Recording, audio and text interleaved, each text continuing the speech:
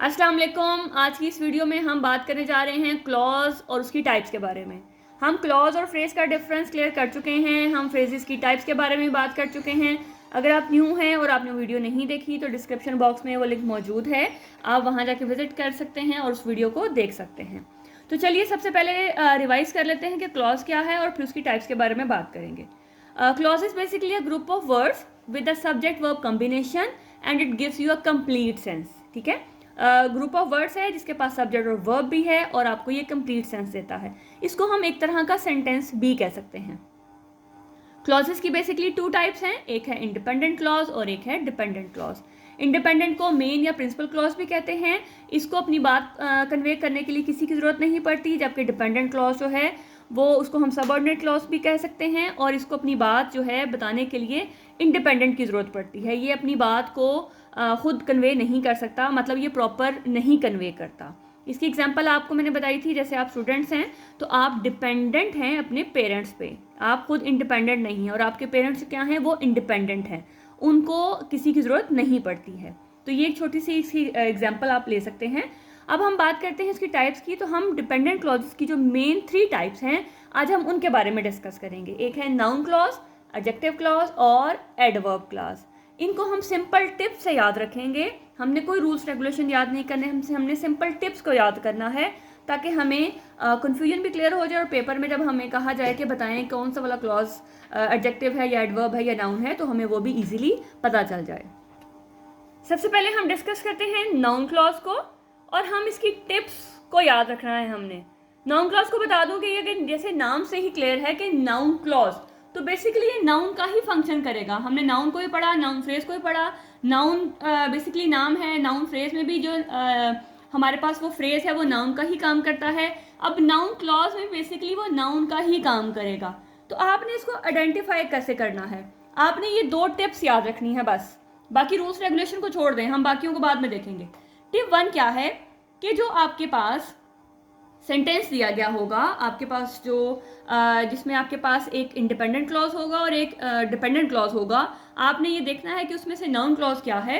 तो आपने सबसे पहले उसे सवाल करना है क्या, व्हाट। ठीक है, अगर आप उसे सवाल करते हो क्या और आपका जो जवाब है वो आपको प्रॉपर मिल जाए तो इसका मतलब है वो आपके पास होगा नाउन क्लॉज। नेक्स्ट टिप क्या है, मतलब दोनों में से कोई एक आप चूज कर सकते हैं, हम दोनों ही लगा के देखेंगे। दूसरी टिप क्या है कि आपने देखना है कि क्या ये आपका नाउन क्लॉज है, तो आप उसको रिप्लेस करें किसी भी प्रोनाउन से, मतलब ही शी इट यू जो भी आपके पास प्रोनाउन है, या फिर रिलेटिव प्रोनाउन भी उसके अंदर ऐड होंगे। 2 टिप्स याद रखनी है, एक तो आपने सवाल करना है उससे क्या, ठीक है। दूसरी टिप क्या है कि आपने वहां पे उस सारे पार्ट की जगह कोई प्रोनाउन फिट कर देना है। जितना भी आपके पास क्लॉज होगा ना, आपने पहले आइडेंटिफाई करना है कि क्लॉज किधर है। तो क्लॉज को आइडेंटिफाई करने के बाद उस सारे को आपने रिप्लेस करना है किसी भी प्रोनाउन से। अगर वो आपको प्रॉपर सेंस दे गया तो इसका मतलब है वो आपका नाउन क्लॉज है, ठीक है। और ये नाउन क्लॉज जो है बेसिकली शुरू होते हैं हाउ, इफ, दैट और या WH वर्ड्स को। आप इसको बेशक ना देखें, आप सिर्फ 2 टिप्स को याद रखें तो आपको नाउन क्लॉज करना कभी भी मुश्किल नहीं होगा, ठीक है। और ये जो है as a subject, as a object और एज अ कंप्लीमेंट आ सकता है, यानी कि आपके सेंटेंस के शुरू में भी आ सकता है, दरमियान में भी आ सकता है और एंड में भी आ सकता है। क्योंकि जैसे हम नाउन की बात कर रहे हैं ना, तो नाउन हमारे पास शुरू में भी आ सकता है, एंड में भी, दरमियान में भी, कहीं पे भी आ सकता है। तो same is the case with noun clause कि ये सब्जेक्ट, ऑब्जेक्ट और कंप्लीमेंट के तौर पे आ जाता है। तो हम इन 2 टिप्स को याद रखते हुए अपने क्लॉजेस को आइडेंटिफाई करते हैं कि क्या जो हमारे पास ये क्लॉजेस हैं नाउन क्लॉजेस हैं। जी, नाउन क्लॉज में सबसे पहले हमने टिप्स की बात की थी कि हमने 2 टिप्स को याद रखना है।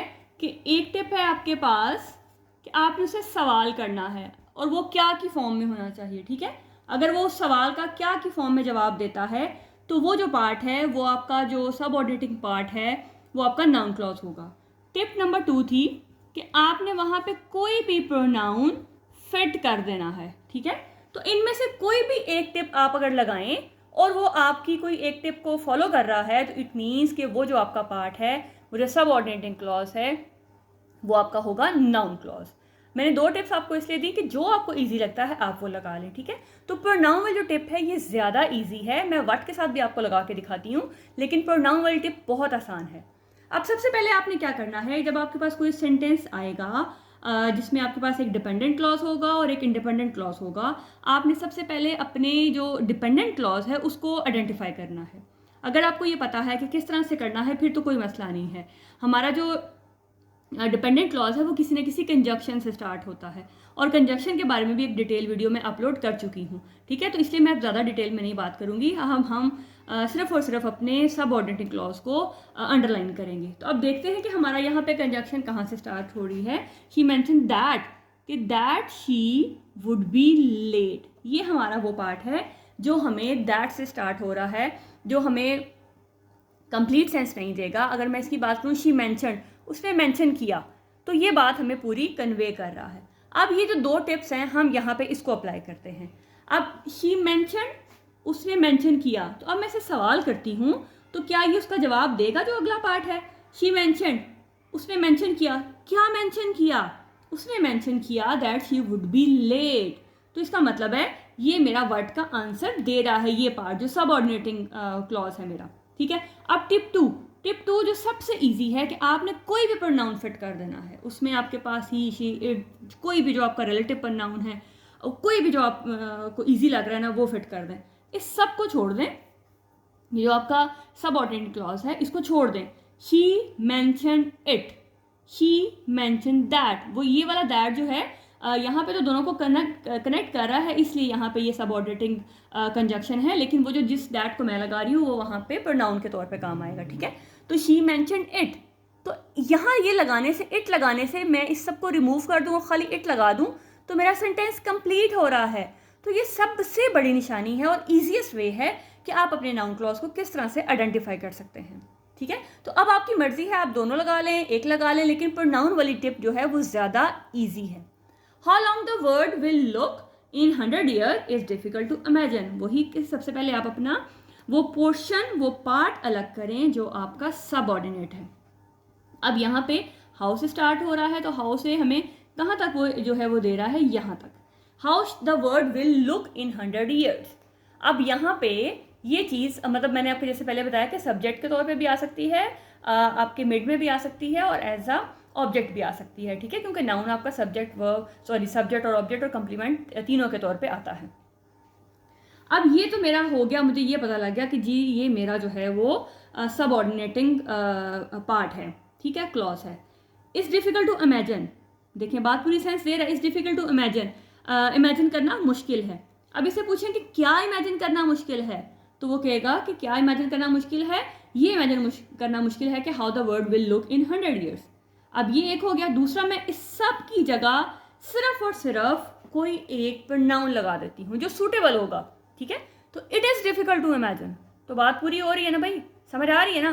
तो ये देखें, अब ये आपका मसला हल हो गया कि हमने क्या करना है, इस सारे की जगह कोई एक प्रोनाउन फिट कर देना है। हमने यहाँ पे लगा दिया it is difficult to imagine, तो हमें इसका मतलब है कि अगर मैं इस सारे को हटा दूँ और खाली इट लगा दूँ तो इसका मतलब कि वो जो मेरा जो सबऑर्डिनेटिंग क्लॉज होगा वो कहाँ किससे बिलोंग करेगा, वो नाउन क्लॉज से बिलोंग करेगा।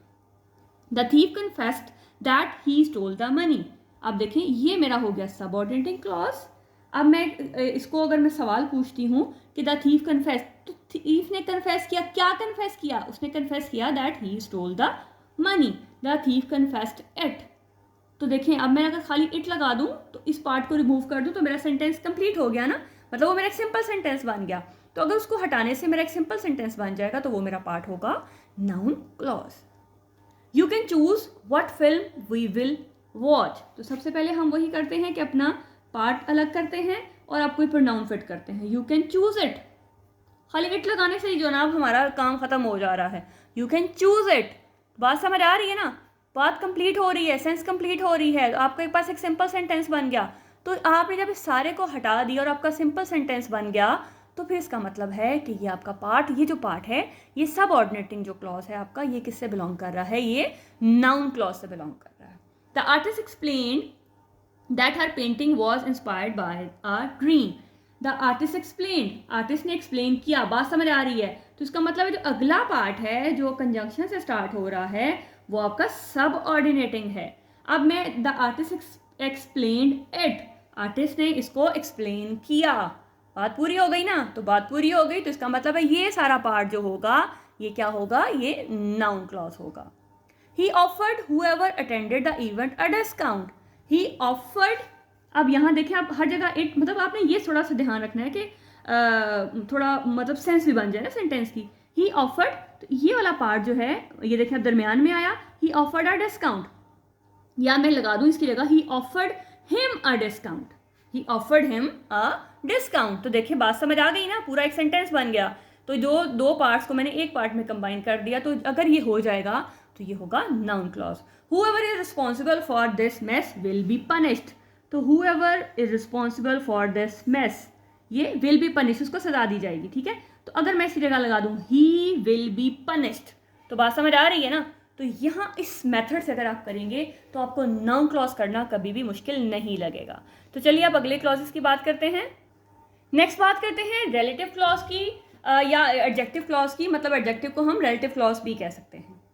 अब देखिए यहाँ पे सिंपल एक टिप है कि आपने क्या याद रखना है कि एडजेक्टिव किसे कहते हैं, क्वालिटी को, और क्वालिटी किसकी होती है, हमेशा नाउन की होती है। नाउन के अलावा कभी भी किसी और चीज़ की क्वालिटी नहीं हम कंसिडर करेंगे, हम हमेशा नाउन की क्वालिटी बोलते हैं। जब भी आपके पास सेंटेंस में right after the noun, right after the noun, अगर कंजक्शन के साथ कोई पार्ट है, मतलब सबऑर्डिनेटिंग क्लॉज है और वो हमेशा नाउन के फौरन बाद आ जाता है, तो इसका मतलब है वो होगा एडजेक्टिव क्लॉज। सिंपल सी एक टिप है, बाकी आप मज़ीद डिटेल से पढ़ना चाहें तो आप पढ़ सकते हैं, लेकिन इसको पढ़ने की ज़रूरत नहीं है। आप सिर्फ ये याद रखें कि जब भी आपके पास नाउन के बाद जो है वो फ़ौरन से आपके पास सबऑर्डिनेटिंग कंजक्शन के साथ आपके पास सबऑर्डिनेटिंग क्लॉज आ जाएगा और वो नाउन को बता रहा होगा, नाउन के बारे में बता रहा होगा, क्योंकि एडजेक्टिव का क्या काम है, नाउन की क्वालिटी को बताना, नाउन के बारे में बताना, ठीक है, उसको मज़ीद एक्सप्लेन करना, तो वो आपके पास होगा एडजेक्टिव क्लॉज। और ये मैंने वैसे लिख दिया आपके लिए कि वो रिलेटिव प्रोनाउन और रिलेटिव एडवर्ब से स्टार्ट होते हैं। मैंने पहले बताया कि इन सब के बारे में मैं पहले से डिटेल में बात कर चुकी हुई हूँ, और वो आपको जो क्वेश्चन का आंसर है वो which one, how many, what kind, what type of देते हैं, लेकिन आप इसको जस्ट अपनी मेमोरी में रखें या जस्ट वैसे इसको रीड कर लें, लेकिन सिर्फ एक पॉइंट को याद रखें कि आपने नाउन के बाद जब राइट आफ्टर वो होगा आपके पास सबऑर्डिनेटिंग क्लॉज होगा, तो इसका मतलब है वो आपका होगा एडजेक्टिव क्लॉज। एग्जाम्पल से इसको समझते हैं, देखिएगा जरा ध्यान से देखिएगा। The book which is on the table is mine. सबसे पहले आपने यहाँ पे अपने सबऑर्डिनेटिंग क्लॉज को अंडरलाइन करना है, ठीक है। ये आपका कंजक्शन से स्टार्ट हो रहा है विच, और अगला पार्ट जो इसके से रिलेटेड है वो सारा का सारा आपका होगा subordinating clause. Which is on the table, अब टेबल पे क्या चीज़ है, क्या इससे पीछे फौरन पीछे कोई नाउन है, तो देखते हैं। बुक जो विच है उससे पहले है बुक, तो बुक क्या है, नाउन है, तो नाउन के बारे में बताया जा रहा है right after the noun. Right after the noun है तो क्या है, एडजेक्टिव क्लॉज है। सिर्फ ये एक टिप है इसके बारे में भाई, right after noun is adjective clause. The people who live in the house are my neighbours. अब सबसे पहले हमने क्या करना है वही करेंगे कि हमने अपना पहले सबऑर्डिनेटिंग क्लॉज ढूंढना है यहाँ से, और अब देखना है कि क्या इससे फौरन पीछे कोई नाउन है, तो पीपल लोग क्या है, नाउन है, और नाउन के बारे में बताया जा रहा है, नाउन के फौरन बाद से उसी के बारे में बताया जा रहा है, तो इसका मतलब है ये क्या है, adjective clause. The car that I have bought last year is very reliable. That I bought last year, जो मैंने पिछले साल खरीदी। अब किसके बारे में बात हो रही है, क्या इससे पीछे कोई नाउन है, तो ये कार आपके पास नाउन है, नाउन के बारे में बताया जा रहा है, मतलब फौरन नाउन के फौरन बाद आपके पास सबऑर्डिनेटिंग क्लॉज आ गया है, तो इसका मतलब है ये क्या है, adjective clause. The book which my friend recommended that one on the table is mine. सबसे पहले हम अंडरलाइन करते हैं अपने क्लॉज को, which my friend recommended that one on the table, तो फिर ये क्या है, एक तो अंडरलाइन कर ले, तो ये क्या है, ये भी क्लॉज है, ये भी सबऑर्डिनेटिंग क्लॉज है। लाजमी नहीं है कि एक सेंटेंस में सिर्फ एक ही सबऑर्डिनेटिंग क्लॉज हो, दो भी हो सकते हैं, ठीक है। The book which my friend recommended that one on the table, देखिएगा अब ये किताब है, किताब के फौरन बाद आपके पास डिटेल है सबऑर्डिनेटिंग क्लॉज की फॉर्म में, ये भी इसके बारे में बता रहा है और ये भी इसके बारे में बता रहा है। दोनों क्लॉजेज आपके जो सबऑर्डिनेटिंग क्लॉज हैं वो दोनों आपके नाउन को डिस्क्राइब कर रहे हैं, तो इसका मतलब है ये आपके पास क्या है, adjective clauses. I visited town where they met. देखिएगा, वेयर दे मेट, ठीक है। अब क्या आपके ये नाउन की बात कर रहा है, तो राइट उससे पीछे आपके पास नाउन है और ये उसके बारे में बता रहा है, तो क्या हो गया, adjective clause. The cake that she bought was delicious, that she bought, जो उसने खरीदा, क्या खरीदा, क्या नाउन की बात हो रही है, जी हाँ नाउन की बात हो रही है, तो क्या हो गया, adjective clause. She will remember the day when the accident happened, तो ये वाला पार्ट आपके पास हो गया सबऑर्डिनेटिंग क्लॉज। तो क्या इससे पीछे आपके पास कोई नाउन था, जी हाँ, ये डे आपके पास नाउन है, यानी कि राइट आफ्टर द नाउन अगर आपके पास सबऑर्डिनेटिंग क्लॉज की फॉर्म में डिटेल है, उसके बारे में बताया जा रहा है, तो इसका मतलब है वो क्या है, एडजेक्टिव क्लॉज। ये एक सिंपल टिप याद रखें, तो एडजेक्टिव क्लॉज को भी आइडेंटिफाई करना मुश्किल नहीं होगा। जी लास्ट वन की बात करते हैं, एडवर्ब क्लॉज। एडवर्ब देखिएगा, वर्ब में जो ऐड करता है वो आपका होता है एडवर्ब, और एडवर्ब जो होता है वो हमेशा वर्ब को एक्सप्लेन करता है, एडजेक्टिव को एक्सप्लेन करता है, और बाद का एडवर्ब को भी मॉडिफाई करता है, ठीक है, ये हो गया। अब एडवर्ब क्लॉज भी वैसा ही है, वो भी किसी सबऑर्डिनेटिंग क्लॉज से सबऑर्डिनेटिंग कंजक्शन से स्टार्ट होगा, तो फिर वो आपका होगा डिपेंडेंट या सबऑर्डिनेटिंग क्लॉज। अब यहाँ पे क्योंकि एडवर्ब है, मतलब जो वर्ब की बात करेगा, वर्ब के बारे में मजीद इंफॉर्मेशन आपको प्रोवाइड करेगा। यहाँ पे आपने क्या करना है, यहाँ पे आपने 4 चीज़ों को देखना है। अगर आपने वो एडवर्ब वाली वीडियो देखी और आपको एडवर्ब का कॉन्सेप्ट क्लियर है, तो फिर आपको ये फौरन से समझ आ जाएगा। एडवर्ब की देखें, आपको वर्ब बताता है कि वर्ब कब हो रहा है, कहाँ हो रहा है, कैसे हो रहा है, ये सब चीज़ें आपको बताता है, मतलब उसमें मैनर भी आ जाएगा, उसमें टाइम भी आ जाएगा, उसमें प्लेस भी आ जाएगी, सब चीज़ें आ जाएंगी उसमें। अब एडवर्ब क्लॉज को आइडेंटिफाई करने के लिए आपने 4 चीज़ें याद रखनी है, कब, कहाँ, कैसे, क्यों, ठीक है, इजी वर्ड में बता रही हूँ, कब, कहाँ, कैसे, क्यों। अगर आपका वो जो पार्ट है वो आपको इनमें से किसी एक के बारे में बता रहा होगा, तो आपका वो होगा एडवर्ब क्लॉज, क्योंकि वो वर्ब को बता रहा हो कि वर्ब कहाँ पे हो रहा है, किस टाइम पे हो रहा है, किस जगह पे हो रहा है, क्यों हो रहा है, ठीक है, ये सब एक्सप्लेन करेगा। और ये भी आपका आपके ये कह सकते हैं कि स्टार्ट में भी आ सकता है, मिडिल में भी आ सकता है, और एंड में भी आ सकता है। तो चलिए जल्दी से इसकी एग्जाम्पल्स देख लेते हैं।